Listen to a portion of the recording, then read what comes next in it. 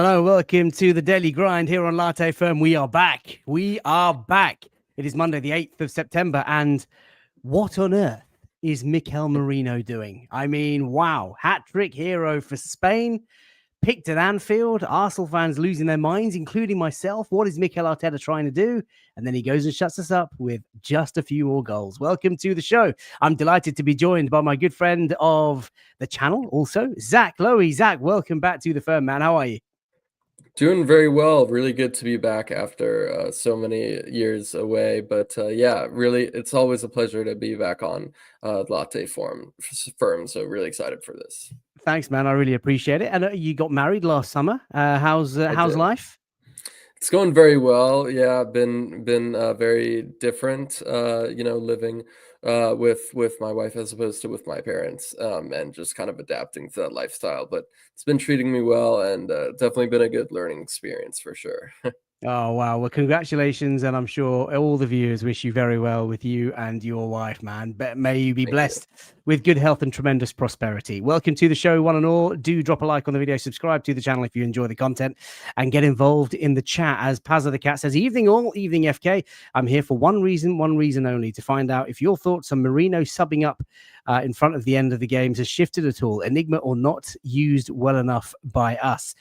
He says, on a different note, everyone in their analysis of the defeat seems to be missing the impact of Saliba being subbed so early. Of course, Zach, we went to Anfield. We were excited about this new season. Mikel Arteta played Mikel Merino in midfield in that flat three, leaving Ødegaard on the bench, leaving the new signing, Eberechi Eze, on the bench.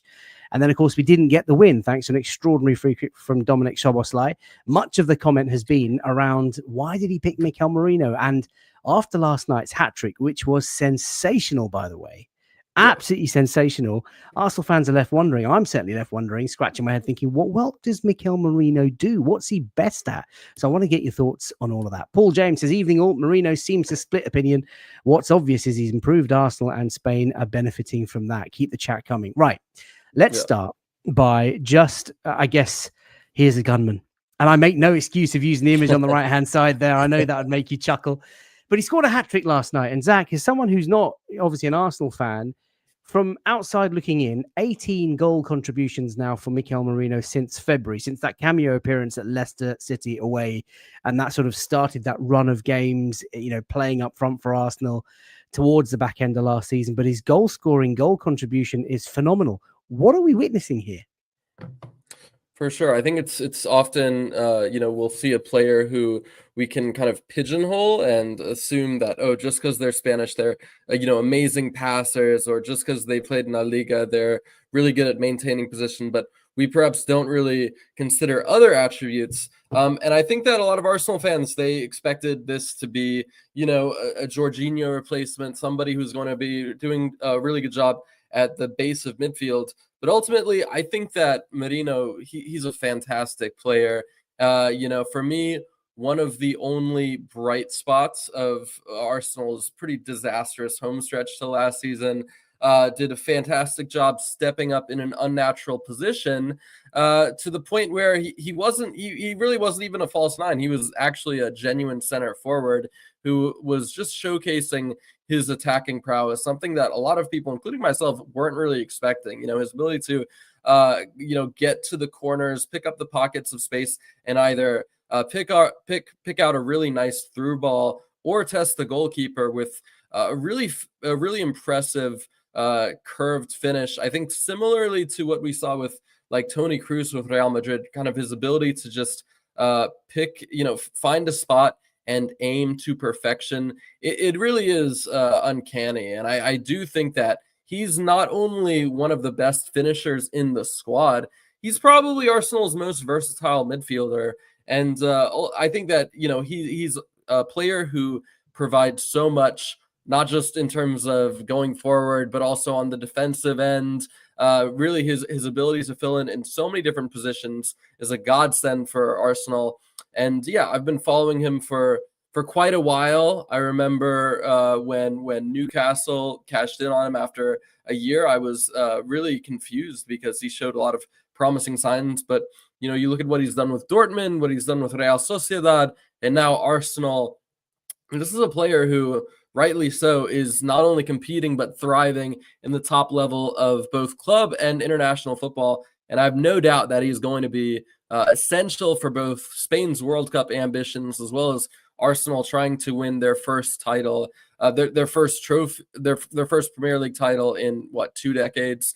So yeah, Arsenal have a really good player with Mikel Merino. Please don't remind me about the lack of Premier League titles, Zach. But you're right. I want to take our minds back to when we sort of signed him from Real Sociedad. You talk about his spell at Newcastle. These are courtesy of FB charts, and you've got the 3 seasons there, 21-22 on the very left-hand side, 22-23 in the middle, and 23-24. So this was, of course, the year before last. And what you see, I love the way that you said that, you know, many were expecting him to come in and be that Jorginho replacement, that natural defensive midfielder. And his stats, I mean, look, you can see the first 2 radars. The first 2 seasons were largely consistent, as was much of his career, to be fair. Aerials and recovery, sky high, you know, really good defensive numbers in terms of duels. And, you know, we know how much Mikel Arteta loves those. Those are the sort of red bars there on that left-hand side. And as you can see also, as you move around sort of clockwise, his passing, progressive passing, through balls, progressive passes, you know, decent numbers. So we shouldn't be surprised that he's good sort of going forward. His carrying, dribbling, ball losses, I guess, don't look so positive as you can see on that sort of 12 o'clock down to sort of 3:30, 4 o'clock on the dial. Right. But overall, he's very capable on the ball. But when we first signed him, it was like, yeah, he's going to come in, slip in to be that defensive midfielder, play that sort of left 8 position. And he's not managed to kind of hold down a position in the team. And of course, he spent most of his time playing up front. I mean, when you look at the player that Arsenal signed a year and a bit ago to the player that he is showing glimpses of today and the way that Arteta has used him, are you surprised? Surprised as in what? The fact that he hasn't been able to nail down a consistent spot, or yeah, I think he's kind of testament to that jack of all trades, master of none kind of thing. I think that's an unfair assertion for him, but it's almost like when you have a player who's capable in playing pretty much anywhere in the front 6, oftentimes the manager will feel like, okay, he's a very good squad player, very good versatile jack of all trades, but I'm going to be more comfortable just having him on the bench so that if I have an issue up top or in midfield, you know, I'm going to be able to bring him in. I think that hasn't really boded for him, as well as the fact that I think that Arsenal, they bought him in mind to be a rotation player, in my opinion. I don't think they envisioned a clear path for him in the starting 11. And of course, he does have a very tough, some very tough competition in the midfield, right? Ødegaard, the club captain, Declan Rice, right? I believe the most expensive signing in club history. And of course, having a fantastic player, his former teammate from Real Sociedad in Spain, Martin Zubimendi. But I am glad that Arteta is giving him some opportunities to showcase his skills from the start, not just coming off the bench, right? We saw that he was able to make an impact, not just as a sub, but also as a starter. I think that there have been certain Arsenal players, like I think Leandro Trossard, who have been like really good coming off the bench, but not quite as effective when they play from the offset. But yeah, I think that Merino, he's grown considerably since stepping foot, right? He was already a very good player in Spain, but since making the move to London, he's definitely taken his game up a notch. And I just think that for me, as if I was an Arsenal fan, I'd be very excited about having just a better squad, right? Better players, but also just a more competitive atmosphere. I feel like the past few years, when Arsenal have trailed off in the home stretch of the season, it's often been because of just fatigue. And I think that comes from a lack of depth. It comes from Arteta perhaps not trusting his backups as much as someone like Pep Guardiola or Arne Slot and keeping them fresh. But I think you look at this team right now, the way it's set up, you've got Merino, Zubimendi, Ødegaard, Rice, all contesting for that place in midfield. You've got Gyökeres, obviously, for me, a huge upgrade in terms of center forward. But then looking at the wingers, I feel like apart from Saka on the right, it's kind of anybody's guess. Is that going to be Eze? Is it going to be Madueke, Martinelli? Right. So a lot of players who are going to be keeping everybody honest, both in training as well as in games. And having a player of Merino's quality who's fine with coming off the bench, who's fine with, doing a job wherever, they're absolutely invaluable. So, yeah, I think that it's turning out to be a fantastic signing for Arsenal. And even if he doesn't necessarily manage to, nail down a consistent place in the starting lineup, he's going to be very, very important, right? We always say that, the best ability is availability. And he's somebody who's regularly available, who doesn't get injured that much, and who's able to put in a shift. If you've got a player who's going to be able to, contribute for 35, 40, 50 games and do a job wherever, that is going to be massive for both rotation, but also finding a way to impact the games when Arsenal aren't necessarily in a comfortable position. That squad depth is really important that you talk about, Zach. We all know, Arsenal fans know so well that, we fell short last season, and to have players like him who can come on, make an impact, or just come in and take minutes out of other players' legs and be effective and score so many goals. I mean, he's scored goals against Liverpool, Real Madrid, internationally against sort of France, and last night in the qualifiers. I mean, he's a big game player. D-Day Spring says, our team has never been so troubling, but in the positive light. I mean, the squad depth is good. Yeah. I want to move on to his goal scoring traits, because a number of people have talked about this in the chat, and I want to get some of these comments on socials, which I'll come to in a second. But the chart on screen there shows you non-penalty XG per 90. And you can see in the Premier League that he is top of the tree, which is sensational. I mean, 18 goal contributions for Arsenal since February. The guy has scored some clutch goals in absolutely important moments. I got to say, there was a beautiful comment here from Dave, who just says, Merino is a finisher, not a creator. He needs someone next to him to set him up. Also, international football isn't as fast-paced as the Premier League. We'll come on to that, so he doesn't get exposed as defensively. I mean, his finishing is sensational, and his ball striking is unbelievable. So are we missing a trick here? I mean, people have talked about box crashers, and Scott McTominay was a player that I absolutely adored, and I know people are going to hate me for bringing him up, but there have been some comparisons of him in the chat, and I've seen all those sort of charts, box crashers, McTominay's here, and Merino's right in the top right corner. I didn't expect this to be a big trait of his game, Zach. No, for sure. I think that it's almost like a bit of a throwback to the days of Steven Gerrard and Frank Lampard, having a midfielder who can come onto the box. And I agree, he's not a world-class creator, but he still does a good job of, getting his head up, spotting the right pass. I think that he does have the physicality and the overall, running style to carry the ball up, across the pitch. Okay, he's not an Eze level dribbler, but he doesn't necessarily need to be. I do think that for the most part, Arsenal, they have enough creative assets to allow him to not necessarily be the creator and to focus on crashing the box.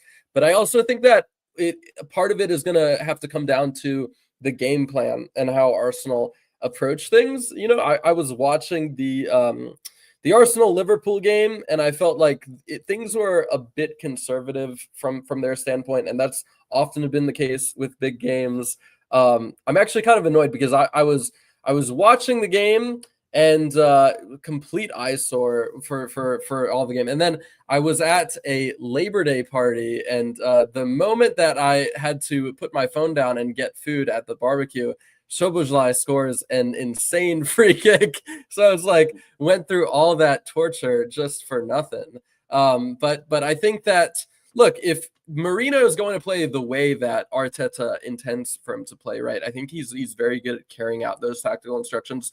But yeah, no matter what, he's somebody who doesn't just do a great job of finishing, but also really good at winning duels, which is probably the one thing above all that Arteta loves in his players, right? Very combative, very industrious at, getting forward to help out in the press as well as tracking back.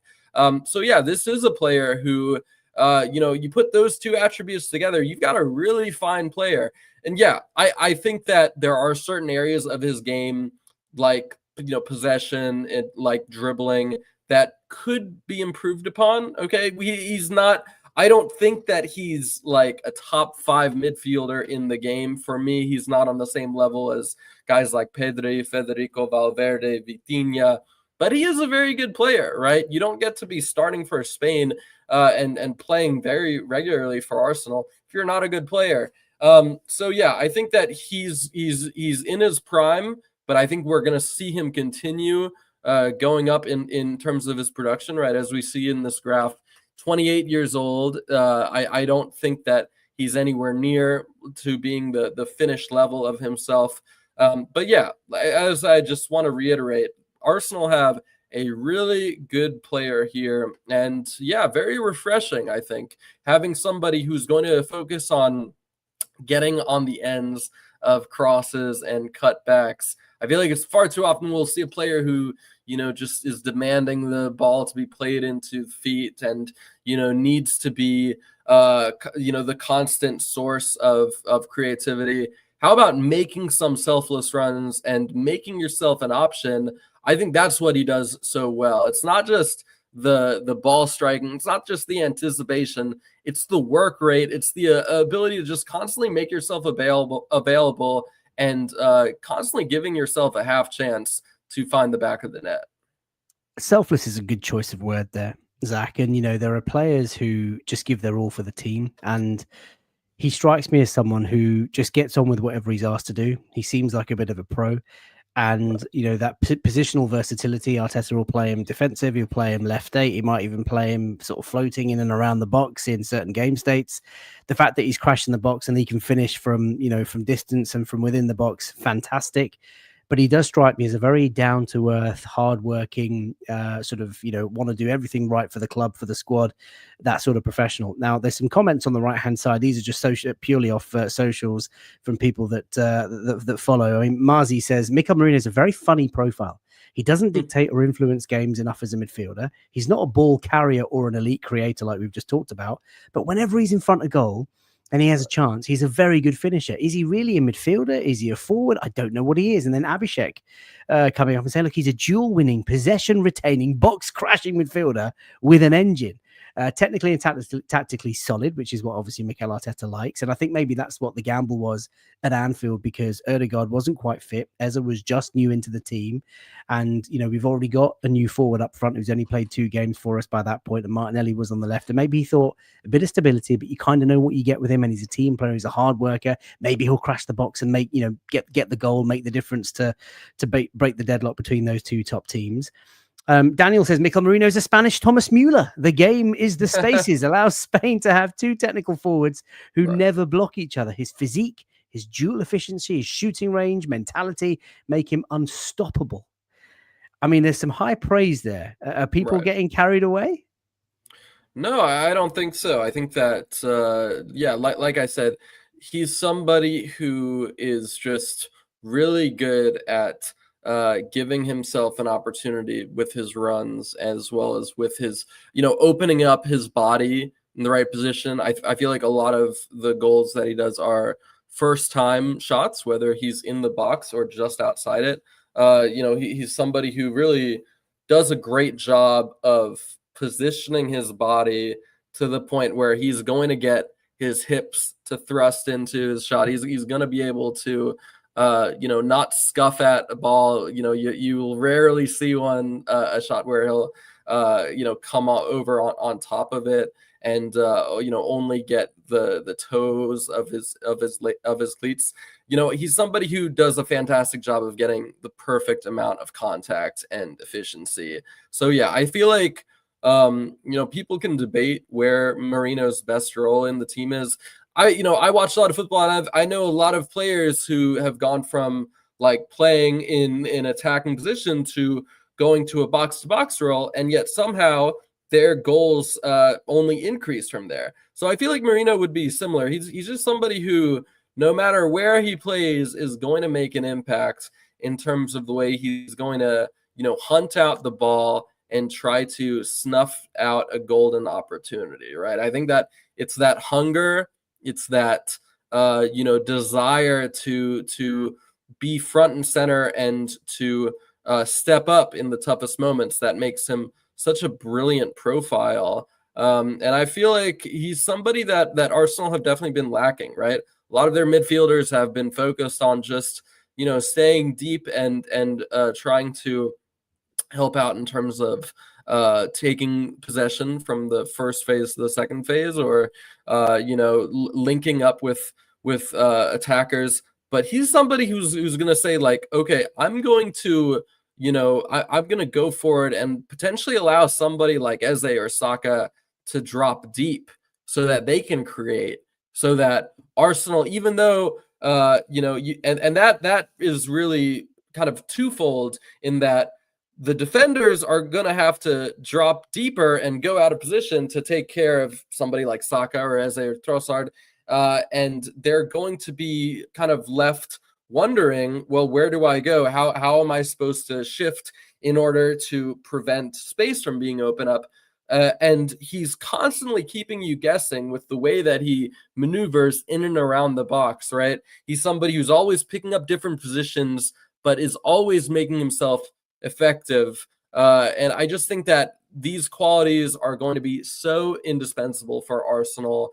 And, no matter whether he's starting or coming on for the final half hour, he's going to have a massive role to play. I think he will. There's lots of people getting excited again about how much we paid for him and his finishing ability. Just a couple of comments on the right-hand side. Doc, quoting the Spanish national team coach De La Fuente, saying, "We have fantastic players, and Merino is another example of a footballer who does many things well, who is a genius, a world-class player, and who sometimes doesn't get the recognition in Spain." And this is my favorite, Zach, from Red Action Gooners. Raymond says, "Mikel Merino is the person that you worked with for 6 months before you woke up one day and realized that you're actually totally in love with him." I do like that. So the golden question is, how does Arteta use him? Because we've talked about, we originally thought we brought him in as a defensive midfielder, but he can play that left eight. You've just said, he can be in those sort of overload situations. Is he just an impact sub? Is he an alternative to Victor Gyökeres up top when Kai Havertz is out? Or is he just that Swiss Army knife? The utility man, like you can use him in different game states, different game scenarios against different levels or caliber of opposition. He's just the ultimate squad player.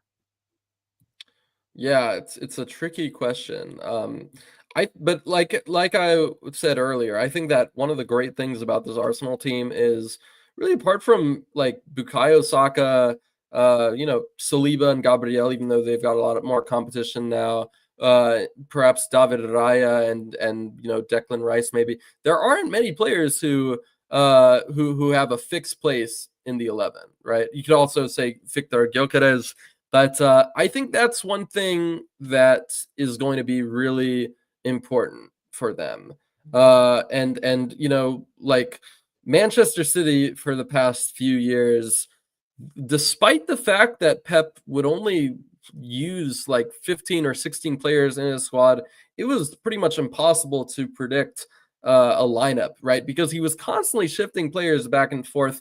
So I think that's what we're going to see with Arteta, especially when you consider the fact that, it does sort of feel like Martin Ødegaard, as good as he is, he's still lacking that bit to be a world-class attacking midfielder, a player alongside the likes of Pedri and Kevin De Bruyne.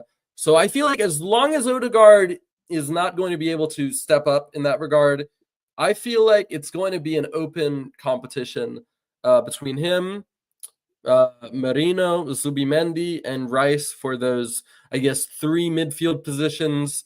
I personally think that Eze's future is on the left side of attack, and I think that the plan would be for Saka, Gyökeres, and Eze being up top together. And then, of course, the defense, Arsenal have arguably the deepest defensive core in all of Europe. I really like what they've done, bringing in the likes of Mosquera and Hincapié. So, in terms of midfield, though, that's really where I think we see the most open competition, right? It's almost like it's preseason training camp, right? And you're kind of gunning to see who's going to be the first string, who's going to be the backup. That's what it's going to be. So I think that ultimately what it's going to come down to. Merino, he's going to be used in a number of different positions. I'm not sure if we're going to see him used that much up top with Gyökeres there. Potentially, if Arsenal are losing or drawing, and Arteta wants to go with a kitchen sink option, going with a 4-4-2, Gyökeres and him up top, maybe that could work. I don't know, but I think that, like I said, for me, he is Arsenal's not only their most versatile midfielder, arguably the most versatile player, right? He can do a job as a 6, as a box-to-box player, as an attacking midfielder, as a center forward. He is so good in so many different areas. So yeah, I think that he's just going to be continue to be a fantastic asset for them. I love that. That's a great way of concluding that. And Rancid Pumpkin says Merino is a galaxy class midfielder. As you were talking, I've moved on to Piero Hincapié. I've gone a little bit early, but I can't not get your thoughts. I know you follow South American football. He is, of course, Ecuadorian, and he's come over to Arsenal from Bayer Leverkusen. What do you make of this signing? I mean, 23 years of age, another 6-footer, played 3 years in Germany, started off with a bit of a, hot-headed temperament, 3 red cards in his first season, but has now seemed to mature. We signed him on deadline day. Are you expecting big things from this boy? Yeah, 100%. I really like the look of Hincapié. As you mentioned, at first he did kind of have those issues with regards to his temperament and discipline. In fact, I recall the kind of his breakout tournament. I think it was the 2021 Copa America, or maybe a different Copa, where he got sent off in his final match. But that was kind of the tournament where he really showcased his abilities and ultimately convinced Leverkusen to sign him. And yeah, he was fantastic in their domestic double and unbeaten season, showcased a lot of quality in a lot of different areas. And I think above all, there are a lot of attributes that are really promising with regards to his ability on the ball to carry it forward and to filter it into more advanced areas, as well as his aggression, his ability to just kind of hunt down the ball and come away with a clean challenge. But above all, he's just a very versatile player. Somebody who's done a job as a left-sided center back, as a center back in a back four, as a left back. And what that does is it allows Arteta to shift his options and keep his players fresh. So you're looking at a player who could potentially be the backup to Gabriel, could potentially be the backup to Saliba, could potentially be the backup, fighting for a spot at left back, competing with the likes of Calafiori, Lewis Skelly. For me, that versatility is going to be massive. I think so there's that, but also the fact that he's 23, far away from reaching his apex. And I think that he's just such a versatile profile. For me, yeah, I think that he is going to be an upgrade on, I guess, Jakob Kiwior. He was the player that he was replacing. But yeah, I really liked what I saw of him at Leverkusen. And I think that Arsenal, if there's one thing they know how to do, it's identify really promising defenders. So I'm very excited to see how he does. Stacked is the option. A few eagle-eyed amongst you have noticed the salary on page. So that, of course, was the salary at Leverkusen. Of course, I anticipate that it's a little bit higher at Arsenal. But welcome, Piero Hincapié. Now, Zach, I can't not end the show without asking for your thoughts on the skipper, Martin Ødegaard, a player that you have watched and loved, from his time at Real Madrid. Right. The skipper has had, I would say, a difficult sort of 12 months. You probably watched from afar, seeing physically, he changed his physique, his appearance. He became a father. He had injury troubles, which stemmed back to early last season. But I want to say we are so back. This guy, fresh haircut, no more hair flicks. Look at him looking sharp and happy. I mean, Arsenal need Martin Ødegaard to be firing on all cylinders if we want to have any chance of winning this league title this season. What have you made of the last year, and what are you expecting from the skipper this season?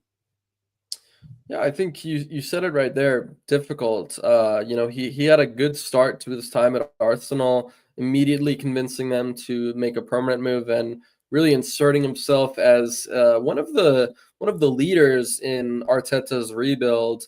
but it does feel like it's kind of grown stagnant for him. I feel like there's been a lot of frustration from the Arsenal fans for the first time in his tenure in English football. Some of that's coming down to being so close to winning major silverware and not getting there. But also a lot of it does come down to the fact that Ødegaard has been disappointing, especially in the biggest moments.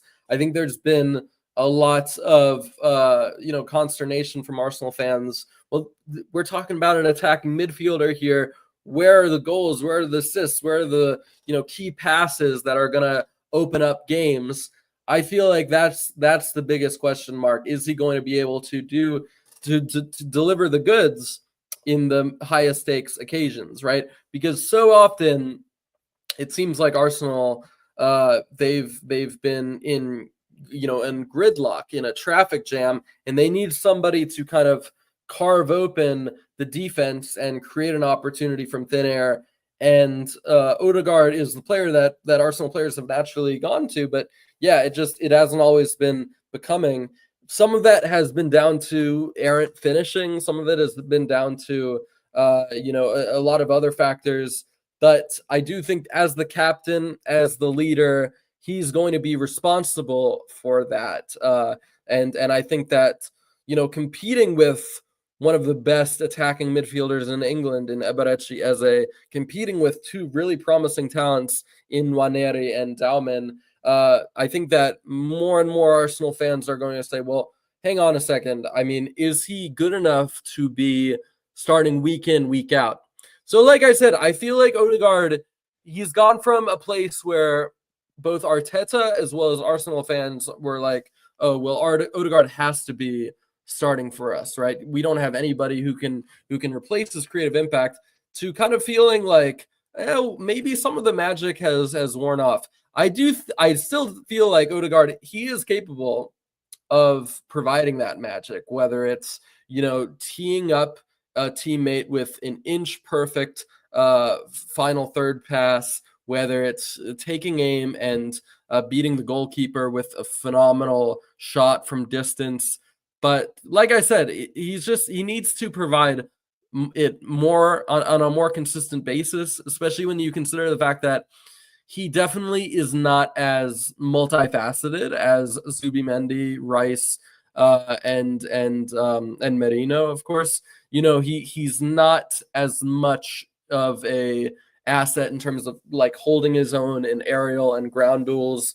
And as such, it's only natural that he compensates for the contributions in the attacking third. So I think that's going to be the biggest question from Ødegaard, but also from Arteta, right? I've already indicated that I do feel like there have been times where, thinking back to, I think, a goalless draw against Man City 1 or 2 years ago, where it just felt like Arsenal kind of put the handbrakes on it and were comfortable with a draw as opposed to hunting down the victory. And you know what? I do feel like, especially last season, those draws, they really cost them, right? Draws can be costly when you've got one team that's, winning 2 out of 3 games and you're just, winning one and drawing the other 2, right? That's not a good look. So the biggest key is for Arsenal right now is going to be keeping pace with Liverpool and whoever else is going to be in the title challenge. It's still unclear, right? What's the deal with City? What's the deal with Chelsea, right? But obviously Liverpool are the top dogs. So just kind of keeping pace with them, making sure that a lot of those games that they should be winning don't turn into draws. And if they're going to do that, they're going to have to, eke out some gutsy victories. And they're going to need Ødegaard to step up because this is the Premier League that we're talking about. And I've spoken to like so many different footballers who've gone from, I don't know, the Eredivisie to the Premier League or Liga Portugal to the Premier League, who will tell me like the biggest difference is you can, like, there are certain games in the Eredivisie or the Jupiler Pro League where you can be at 50% and still win. That's not really the case with the Premier League. Even if you're going up against a team like Burnley or Leeds, you're going to need to bring it, and you're going to need your best players, your leaders, to step up. Zach, you make so much sense. And, when you talk, I'm just sort of reinforcing, this is what I want to see from the skip. I'm going to close just on my personal thoughts because I know you've got a busy schedule tonight and we've got to wrap it up. I love Martin Ødegaard. I am going to go against the grain. There's, you can tell in the chat, people are really split. They either back the captain, vocally, or they just think that Arsenal have outgrown him. And I respect either side of the fence that Arsenal fans sit on. That's fine. No problem. But for me, he is a wonderfully gifted footballer and he is a master technician. And I think he just needs to dig out that confidence, dig out that good form. You can't, you don't forget how to play football. Like he was, as Ranted Pumpkin said earlier, back-to-back player of the season for Arsenal, 2 years running. He just needs to reignite it. I don't know if the pressure of captaincy gets to him or the pressure of fatherhood or the distraction. And I say this as a fellow father, I have 2 young children, I have a day job, I do this. And, they are, sapping on your time and your energy. And as fun as they are and as blessed as we are. But I just want him to find his form. I want him to find his happy place. And now that we're going to potentially play with a pivot in midfield, maybe he takes a bit more of a central number sort of 10 role with Ezra on the left. And, with someone like Gyökeres who just continually makes those runs in behind and plays off the shoulder, maybe that through ball can go through. I want to see him have a really good season. And he is captain. He's Arteta's man. He leads the press, all that sort of stuff. If we are going to win the Premier League this season, Zach, Martin Ødegaard needs to be firing. That is all I'm going to say. Listen, no, he is the only, I would argue he's maybe the only polarizing player in Arsenal's team. I know that not every Arsenal fan is convinced with Gyökeres, but I feel like Ødegaard is definitely the one player who splits opinion so much. I think part of that is due to the fact that he's been with the club so long, and he's not really in that honeymoon period anymore. But I totally agree with you that he does. If Arsenal are to win anything, whether that's the Premier League or the Champions League or anything else, they need Ødegaard to be delivering his best football. They do indeed. Listen, we're going to end it there. Zach, where can people find you on socials? You're a football writer. You're the chief editor of Breaking the Lines. What's going on?